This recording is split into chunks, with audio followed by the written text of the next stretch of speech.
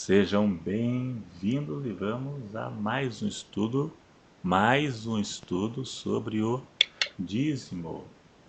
O dízimo foi deixado para a igreja ou foi somente para Israel?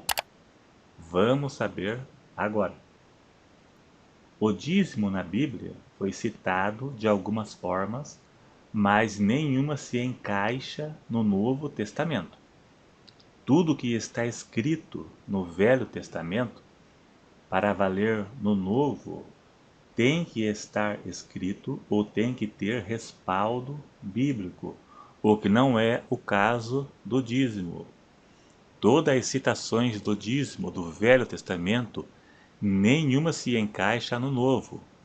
O dízimo de hoje que as igrejas pedem é um dízimo adaptado, que não existe na Bíblia. Vamos provar. A primeira citação do dízimo na Bíblia foi em Gênesis 14 e verso 20, quando Abraão deu o dízimo dos despojos a Melquisedeque. Mas não cita que dízimo era este, quando foi instituído, qual a forma que era para ser dado, poderia ser imposto ou uma tradição ou uma cultura, não se sabe. Em Gênesis 28, verso 20, cita Jacó fazendo um voto que daria o dízimo se Deus o guardasse na viagem. Então veja que esse dízimo, bem como o de Abraão, não eram o mesmo da lei mosaica, pois a forma de entregar não era a mesma. Veja que Jacó fez um voto se Deus o guardasse. Depois nem cita se deu, não cita se dava antes disso, não cita para quem foi dado, não cita nada. E Abraão deu o dízimo de despojos de guerra, né? E o da lei era do fruto da terra. Então não se encaixa no Novo Testamento porque nem cita nem a forma que era dado. O dízimo de Abraão e Jacó não serve como argumento para dar no Novo Testamento, alegando que o dízimo existiu antes da lei. Até mesmo porque o dízimo de hoje não poderia ser o mesmo da lei, porque até a forma que as igrejas recolhem o dízimo não é a forma que a lei recolhe, que a lei recolhia. Então, o dízimo foi dado antes da lei. Tá. E o dízimo da lei, para quem foi dado? Para os levitas, para os sacerdotes, para pobres, viúvas e necessitados. E o dízimo da igreja é dado para quem? E quem que instituiu o dízimo de hoje? Ninguém. Então não se encaixa de maneira nenhuma. Então hoje seria o dízimo adaptado no Novo Testamento. É um dízimo adaptado pelas igrejas hoje. Hoje seria o dízimo de Pedro, de Paulo, de João, mas a Bíblia nunca citou nenhum apóstolo dando ou mandando dar o dízimo. E então, por fim, o dízimo foi instituído por Deus na lei, agora sim. Mas o dízimo de hoje não se encaixa nesse dízimo da lei, por 1000 razões. Está lá em Levítico 27. Não vou ler aqui para não tomar tempo, porque é um vídeo curto e resumido.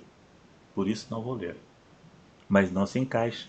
O dízimo da lei era a 10ª parte do produto da terra e do gado.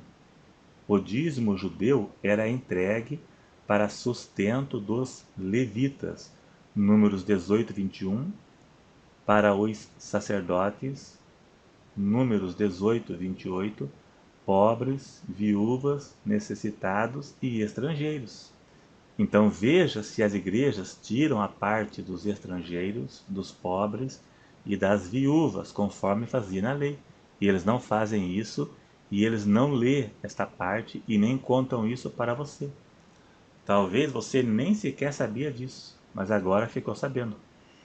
O dízimo era somente para sustento. O templo e a sinagoga não foram construídos com o dinheiro do dízimo. Foi uma coleta independente. O dízimo foi somente para manter o templo judaico, sustento alimentar. Uma vez destruído o templo, acabou tudo.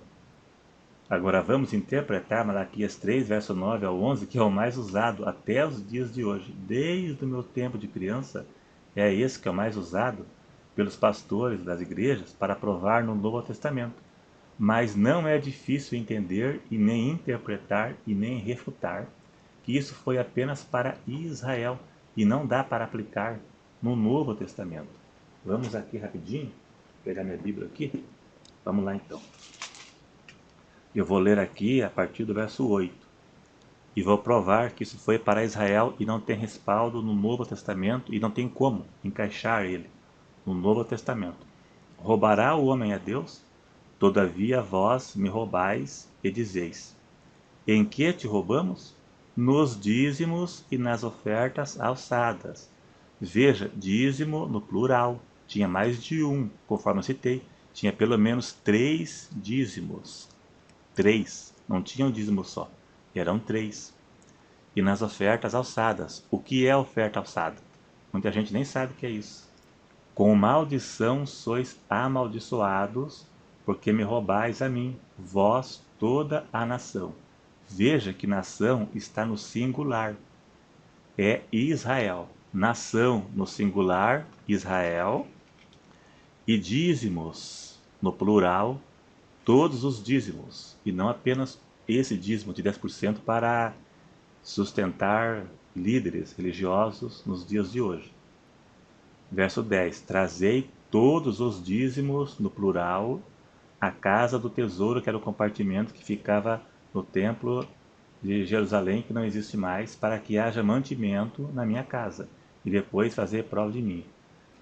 Se eu não vos abrir as janelas do céu, janela do céu aqui é chuva. Algumas igrejas, até hoje ainda, dizem que janela do céu é milagre. Você dá o dízimo e o milagre cai sobre você. Janela do céu aqui é chuva. Quando o dilúvio caiu, as janelas do céu se abriram e caíram água. Gênesis 7, verso 11. Quando a água do dilúvio cessou, as janelas se fecharam e a água parou. Gênesis 8, verso 2. Se não abrir as janelas do céu e não derramar sobre vós uma bênção tal. E por causa de vós repreendereis o devorador, gafanhoto, praga de lavoura. E eles espiritualizaram os gafanhotos, os transformando em demônios. Se você não dá o dízimo, o devorador vai devorar suas finanças.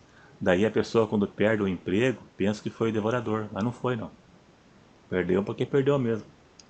Para que não vos consuma o fruto da terra. Aí ó, está relacionado à lavoura, fruto da terra. E a vide no campo não seja estéril. Tá, está relacionado à lavoura. Veja, janela do céu, chuva.